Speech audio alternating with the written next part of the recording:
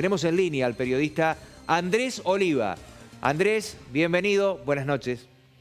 Hola Héctor, buenas noches, ¿cómo estás? Bien, bien, un gusto conversar con vos. Y bueno, la intención es saber toda la realidad resumida de lo que está viviendo Córdoba Capital. Dentro del contexto de pandemia y también dentro del contexto político y crítico luego de la situación de las jubilaciones, del paro de transporte. Te escuchamos. Bueno, ha sido una semana movida en la ciudad de Córdoba Capital por una serie de factores. A partir del sábado, por la mañana, explotó un segundo brote de coronavirus en Córdoba Capital.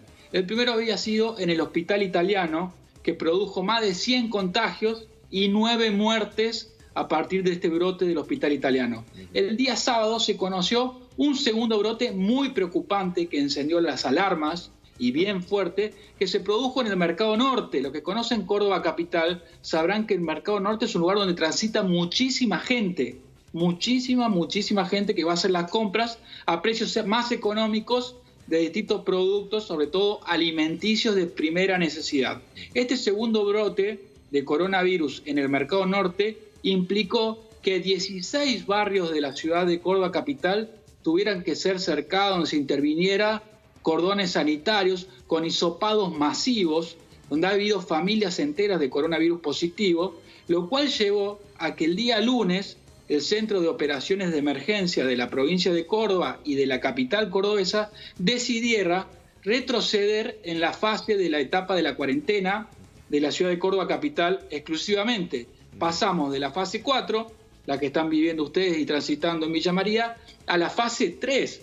¿Esto qué implicó? Que todos los comercios que habían reabierto sus puertas tuvieran que cerrar, que la obra privada que ya se estaba empezando a mover lentamente también se tuviera que frenar, que todos los profesionales, arquitectos, abogados, psicólogos, tuvieran que cerrar sus consultorios, oficinas, muchísimas actividades que estaban empezando lentamente a retomar la actividad, tuvieran que retroceder, cerrar sus puertas y respetar la cuarentena.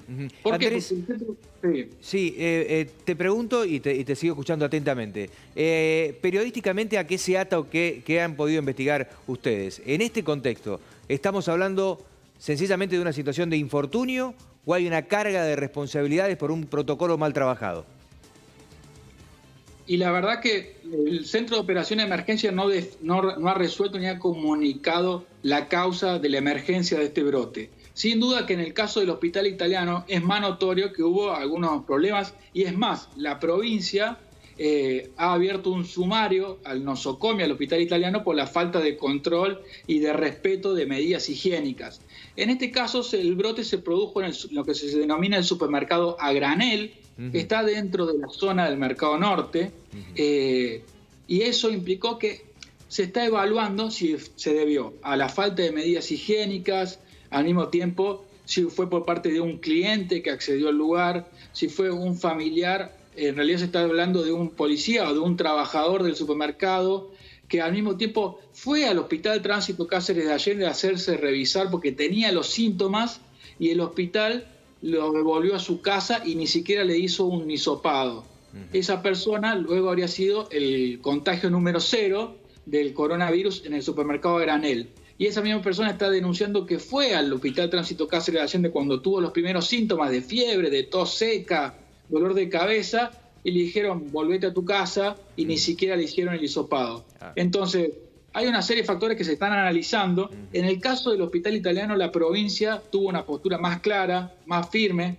Asimismo, el ministro de Salud de la Nación, Ginés González García, denunció que el Hospital Italiano no había respetado las medidas preventivas con sus trabajadores y con sus pacientes. Bien, esto nos lleva a una situación que, digamos, no está emparentado directamente con lo que sucede en Capital Federal y la cercanía directa con la Cava, con el Gran Buenos Aires. Nosotros estamos a mayor distancia, pero también las localidades del interior hay una interacción, inclusive con la propia Villa María, entre gente que va a trabajar a Córdoba y lo propio con cordobeses que también se llegan a Villa María, ¿verdad?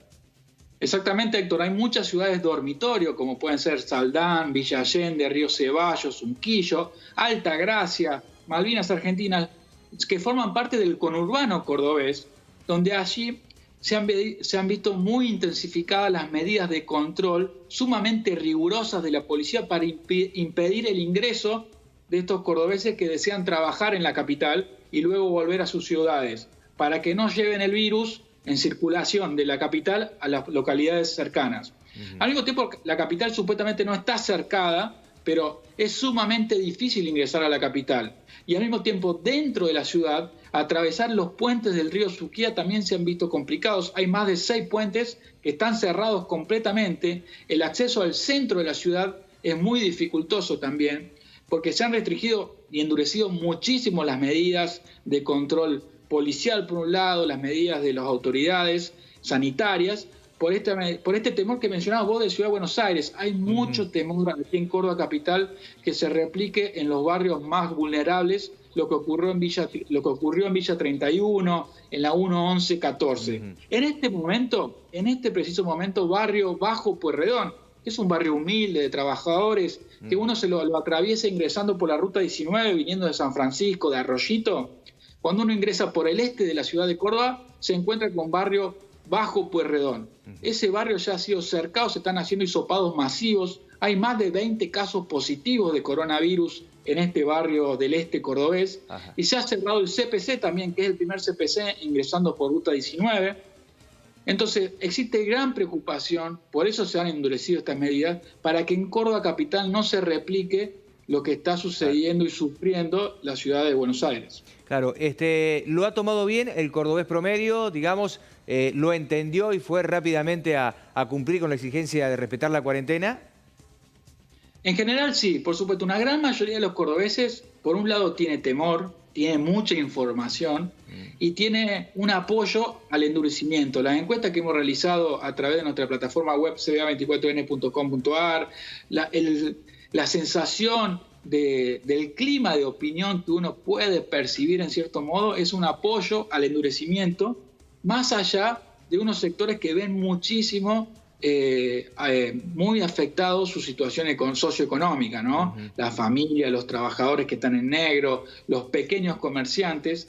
Ellos sin duda son sectores que plantean flexibilizar un poco y se dan estas tensiones tan comunes entre dos posturas encontradas, flexibilizar del todo por un lado y aquellos que plantean que hay que seguir endureciendo la medida. Muy claro, Andrés. Bueno, dentro de lo piramidal queríamos hablar obviamente primero de la pandemia, pero luego atado a esta realidad también está lo político, el malestar por parte de AOITA, de UTA, con paros que no terminan nunca, parecería, pero por otro lado también la realidad después de lo que se dictaminó ayer en la unicameral atado a las jubilaciones de los cordobeses. ¿Cómo está el clima en Córdoba con esto? Bueno, el clima político está caldeado.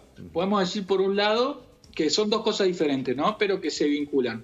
Por un lado tenés el paro interminable, como bien decís, Héctor, del transporte interurbano, donde muchísimos trabajadores de estas localidades que te mencionaba del conurbano cordobés, que lo utilizan al transporte interurbano para ingresar a la ciudad de Córdoba a venir a trabajar, que se han visto imposibilitados y eso, por supuesto, afecta muchísimo las economías familiares porque tienen que pagar taxis, remises que son sumamente costosos.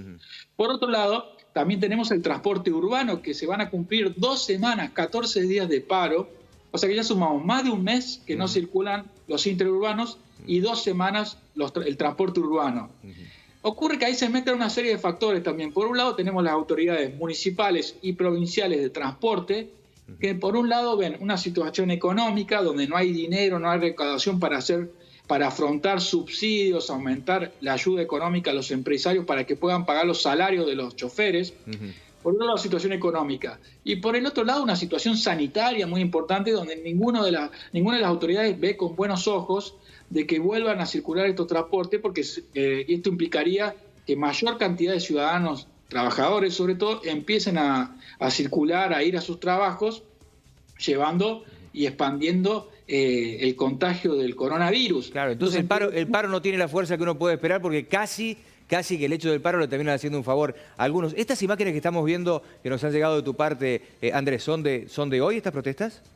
Son de hace instantes. Esta tarde hubo una manifestación de la UTA, la Unión de Tranviarios Automotor, de los trabajadores choferes del transporte urbano, que protestaron frente al Palacio 6 de Julio en la Municipalidad de Córdoba. justamente lo que reclaman es esto, que lleguen a una solución. Pero por un lado, ni una cuestión sanitaria lo favorece, porque para prevenir el contagio de coronavirus es mejor que ni siquiera circule el transporte urbano. Hay una cuestión económica, que no hay recaudación para afrontar mayores subsidios. Y hay una cuestión política, que al poder político municipal y provincial es una buena oportunidad para pulsear con la UTA, para torcerle el brazo y negociar y renegociar los convenios colectivos de trabajo. Entonces, en la pulseada política se da la situación económica y la sanitaria. Y al mismo tiempo el gremio, como bien decías, no tiene posición de fuerza para plantear un paro que afecte a la ciudadanía, porque la gran mayoría está en su casa cumpliendo la cuarentena. Así que está en una situación de debilidad muy fuerte el gremio, como nunca antes, te diría. Claro, como nunca claro. antes. Pero de todas maneras se dieron, se convocaron, ahí veíamos muy cerca uno de otro, pero bueno, se convocaron y se dio una situación de protesta en la calle, que por ahí algunos no lo esperaban por las limitaciones que genera la cuarentena, ¿no? Cuando hubo hace la semana pasada una reducción que se aprobó en el Consejo Deliberante a los empleados municipales también, una reducción de jornada laboral de 7 horas a 6 horas, lo cual implicó también una disminución en sus salarios. Los empleados municipales también tienen un gremio muy poderoso en Córdoba Capital, que es el SUOEM. La verdad que hicieron una manifestación parecida, menos multitudinaria que la de la UTA, y fueron 29 de ellos, de los trabajadores municipales, imputados hoy, esa es la noticia de hoy, por haber incumplido la cuarentena. Por lo tanto, ya tienen una causa judicial estos trabajadores que se manifestaron. Veremos si sucede lo mismo con estos trabajadores de la UTA. Algunos indicaba que era el temor de algunos gremios y por lo tanto no habían salido a la calle frente a la protesta en los cambios en las jubilaciones provinciales, que estaba atado a eso, ¿no? A no exponer a su gente a procesos penales a futuro.